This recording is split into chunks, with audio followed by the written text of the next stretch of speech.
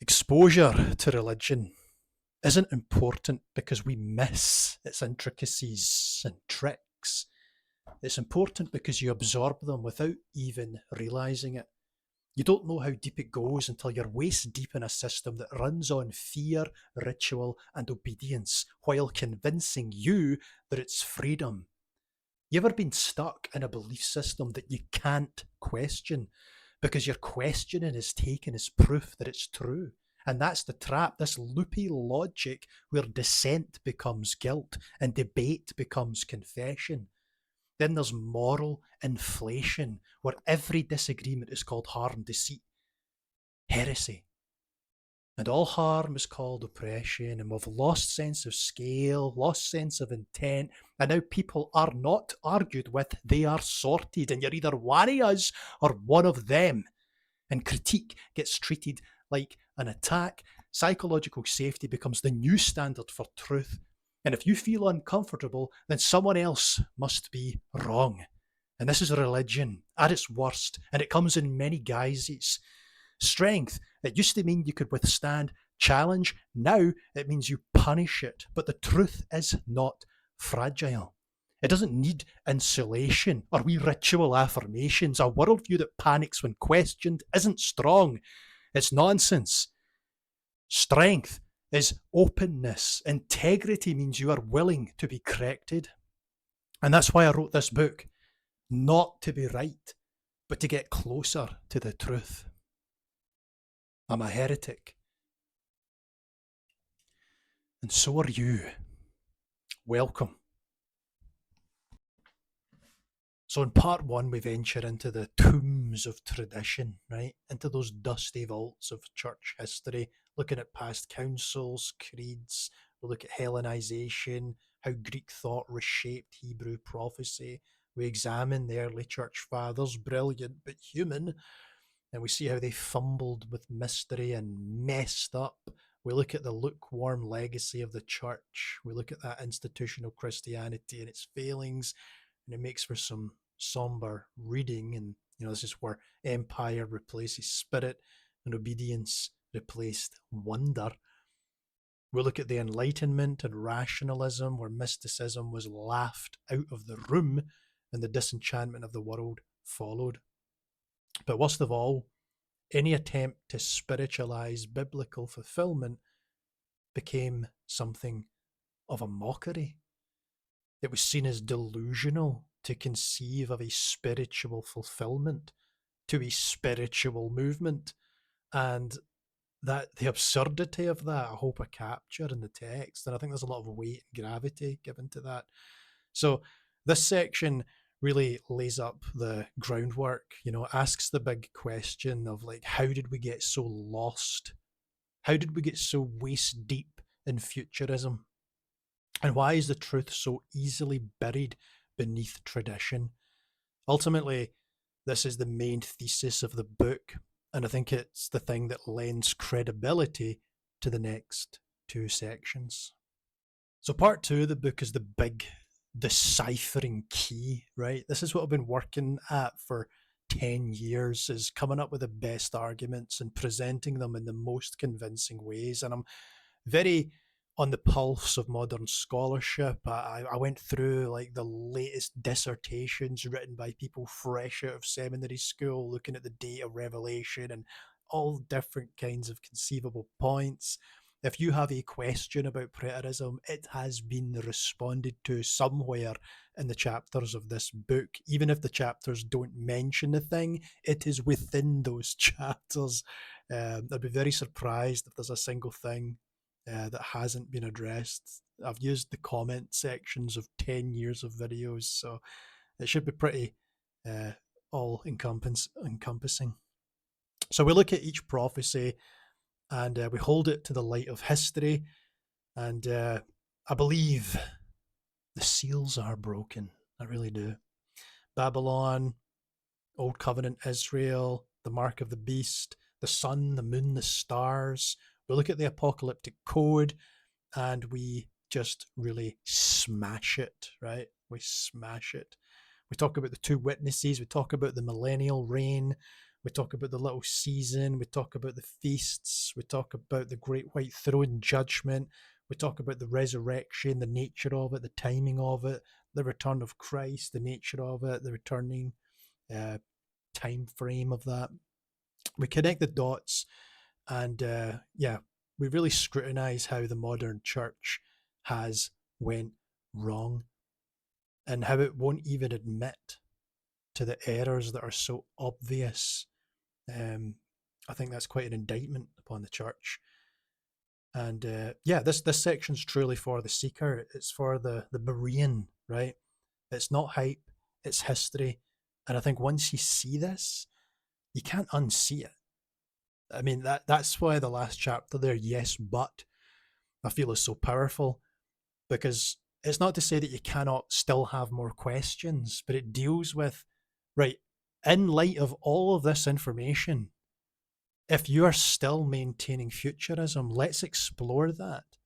And I think that's a really cool capstone that I put in there for this chapter, the yes but chapter, right? And again, it's not to silence dissent. You can still have questions, but oof, it's a nifty little point. Right, then we move on to the third and final part of the book. And it's really a map of the new reality within which we exist. Okay. This really brings it home, because if it's all been fulfilled, we might ask the question, well, what now?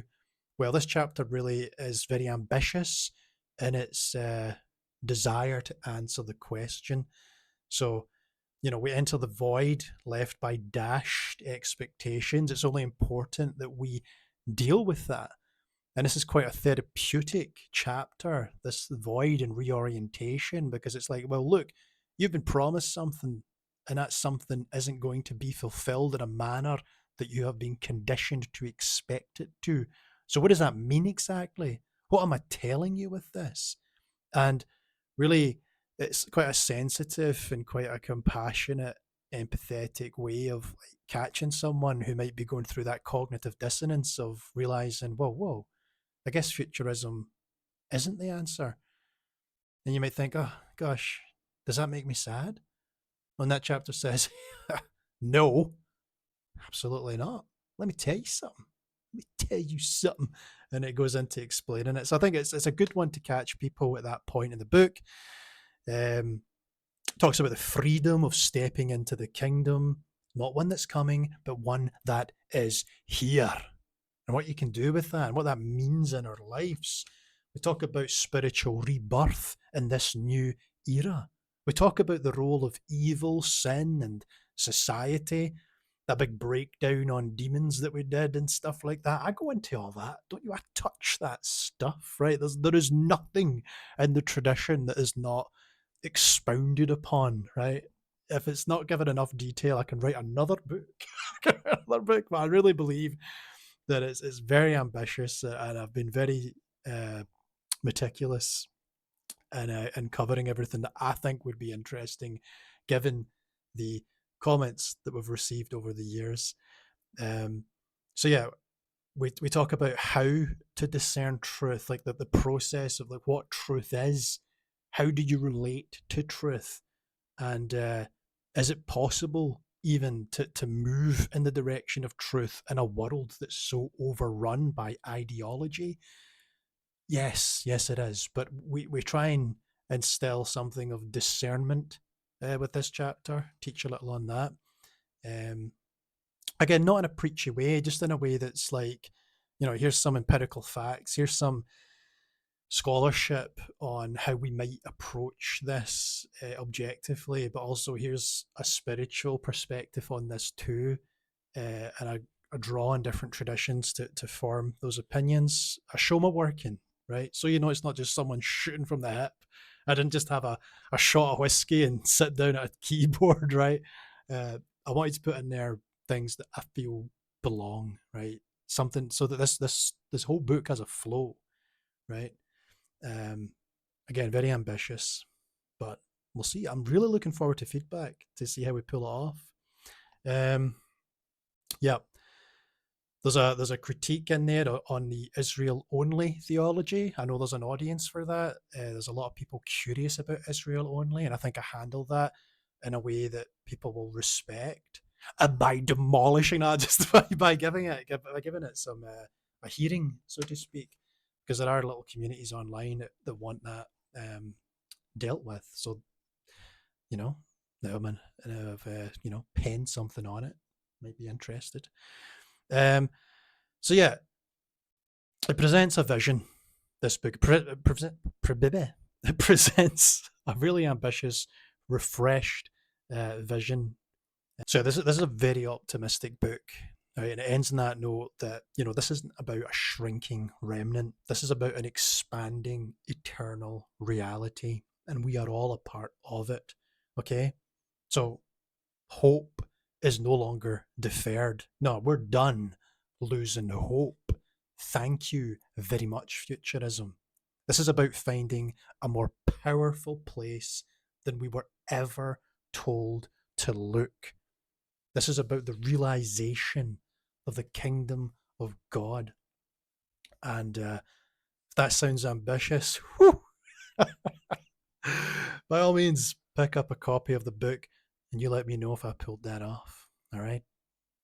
Thank you. You've been told the end is always ahead of you. But what if it already happened? What if the world was meant to end and did, and we're living in the aftermath of that, unaware? Well, full preterism isn't just a doctrine. It's a pair of glasses. You put them on, and suddenly the timeline shifts. Prophecies fulfilled. The kingdom has come. No more waiting. No more holding your breath. But the church missed it. Not because it was stupid, but because it was scared. Scared to lose control. Scared to admit it was wrong. And scared of what it might mean to live without fear of the end. Now, this book isn't just about theology. It's about freedom. It's about walking out of the waiting room. It's about waking up to a kingdom that doesn't need to arrive because it's already here.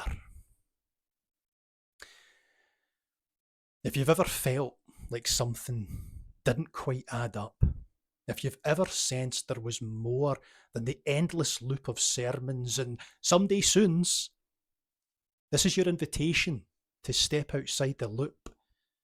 Full preterism, ignored but fulfilled. It's bold, it's uncomfortable, but it might just be true. Read it, wrestle with it, and if it sets something free in you, share it. This isn't the end. This is the real beginning.